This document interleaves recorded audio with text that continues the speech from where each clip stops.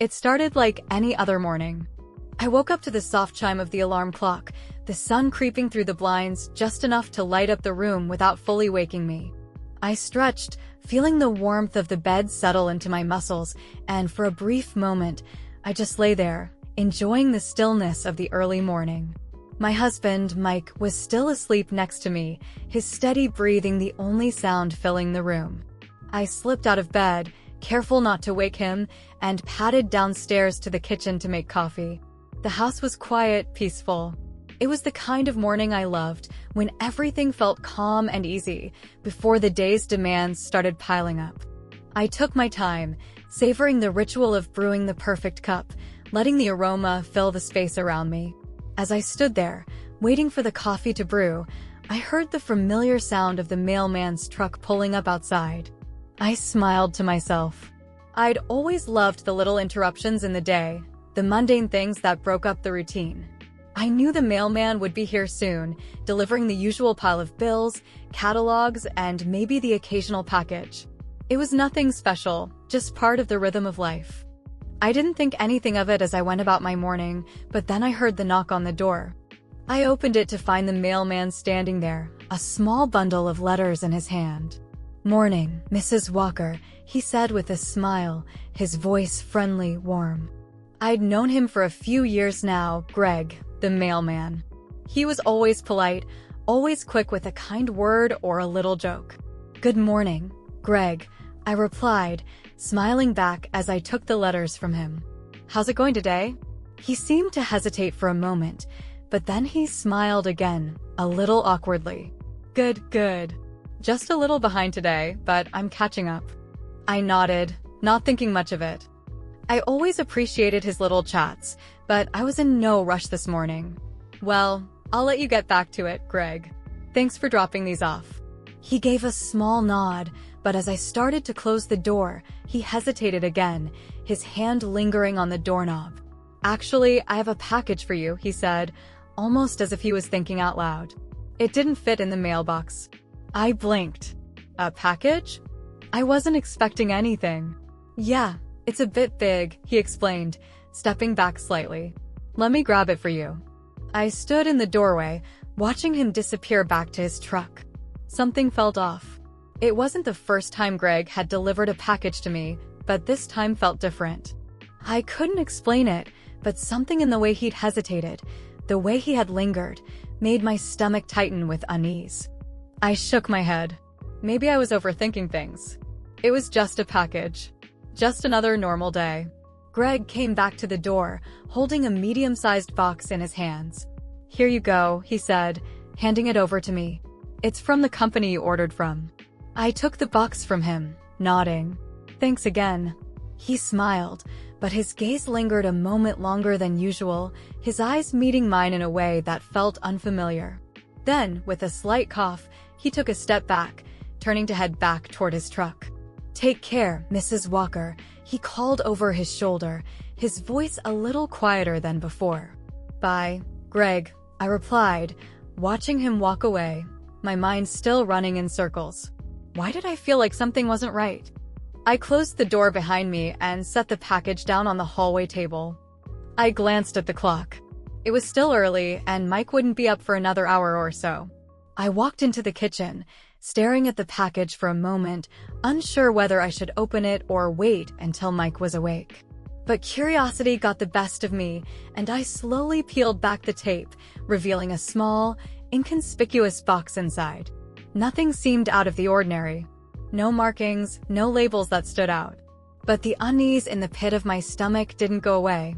I was about to set the box aside when I heard the sound of Mike's footsteps upstairs. He was awake.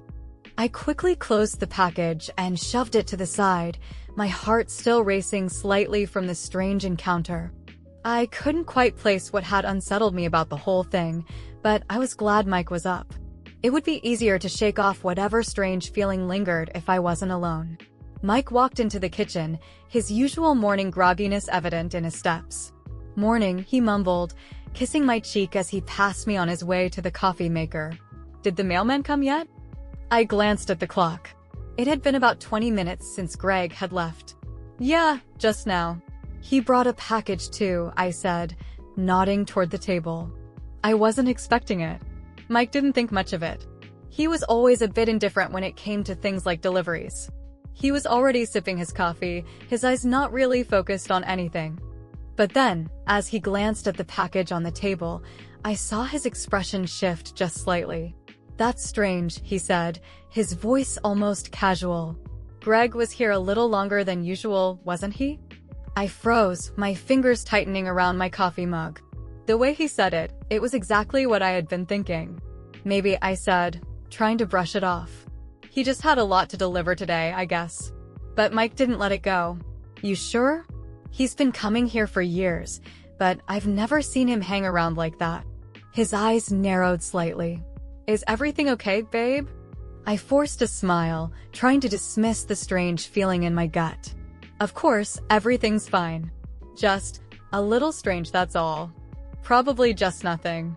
I wanted to believe that, but the feeling wouldn't leave. Mike looked at me for a moment, studying my face, then shrugged. "All right. Just make sure nothing weird happens, okay?" "I don't know, I guess I just don't trust him." I nodded, a chill running down my spine as I thought back to the way Greg had lingered at the door. The way his eyes had locked on mine. But it was just a feeling, right? Just my imagination. It had to be. The rest of the morning passed in a blur. My mind was racing with thoughts of Greg, the way his gaze lingered, how his smile felt almost too intense. I tried to push the thought away, to focus on something else, but it kept creeping back in. I hadn't even realized how tense I had become until I felt Mike's hand gently touch my shoulder as we sat at the kitchen table, sipping our coffee. "You seem off today," Mike said, his voice soft, his fingers tracing small circles on my skin. I looked up at him, startled by the suddenness of his observation. Mike had never been one to pry, always content with allowing me space when I needed it. His concern was unusual, and it made my chest tighten. I don't know. Tired, I guess," I said, trying to brush it off. "Maybe I didn't sleep well last night." Mike didn't say anything at first, just watched me, his gaze thoughtful. His hand lingered on my shoulder a moment longer before he pulled away and leaned back in his chair. "Are you sure that's all? You've been a little distant lately. With everything going on at work, with the house, and now this." He gestured to the package still sitting on the table. "I just want to make sure you're all right." I felt a rush of warmth flood my cheeks, and I looked down at my hands, suddenly unsure of how to explain what I was feeling. How could I explain the odd tension, the way something had shifted in the air?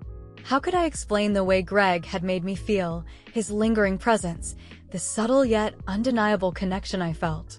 "I don't know, Mike," I murmured, shaking my head.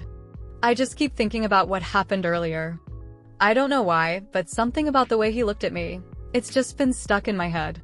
I could see Mike's expression change slightly, his brow furrowing in concern. "What do you mean, the way he looked at you?" he asked carefully.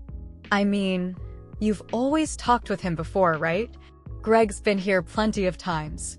Maybe it's just nothing." Maybe, I agreed quietly, but I didn't fully believe it. The memory of his gaze, the way it had made me feel like I was being seen in a way that wasn't just professional, still lingered. Mike leaned forward, his hand brushing mine across the table, and I looked up at him. His eyes were soft, filled with the kind of concern I had always admired. The warmth of his touch, the way he pulled my hand into his, steadied me. For a moment, I forgot about everything else, the unease in the pit of my stomach, the strange conversation I'd had with Greg, the confusion clouding my mind. "I know it's been a weird morning, but we'll figure it out," Mike said, his voice steady and reassuring. "If Greg makes you feel uncomfortable, then we'll address it. You don't have to deal with it alone." I nodded, grateful for his reassurance, but I couldn't shake the feeling that I wasn't being honest with him. I had no reason to doubt Greg, no reason at all to feel like something was wrong. But the pull I felt toward him, the way he had made me feel, was impossible to ignore. My thoughts kept drifting back to him, and no matter how hard I tried to push them away, they wouldn't leave. The rest of the day passed in a haze. I tried to go about my usual routine, but the lingering feeling of Greg's eyes, the way his hand had brushed mine as he handed me the package, kept me distracted. Every time I saw Mike, I felt a strange sense of guilt, as though I was hiding something from him. The tension was building inside me, and I couldn't escape it. That evening, as we settled into bed, I tried to relax, but my mind wouldn't stop racing. Mike had already fallen asleep, his even breathing a stark contrast to the turmoil I felt. I turned onto my side, my back facing him, staring into the darkness. I could still see Greg's face in my mind, his smile, his eyes. There had been something in that moment, something more than just a casual exchange, more than the usual professionalism between a customer and a service worker. I couldn't deny it anymore.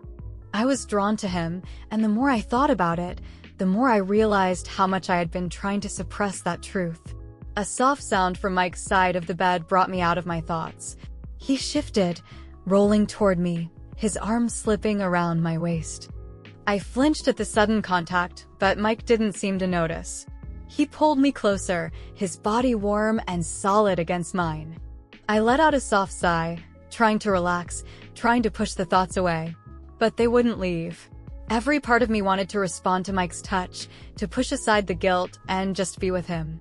But the strange longing I felt for Greg lingered in my chest, confusing me, making me question everything. Mike's breath was steady against my back, his arm firm around my waist, and for a moment, I allowed myself to sink into the comfort of his presence. Maybe it was just a passing feeling, something I could forget with time. Maybe it was nothing. But as I drifted off to sleep, I couldn't help but wonder if I'd ever be able to forget about Greg, or the way he had made me feel.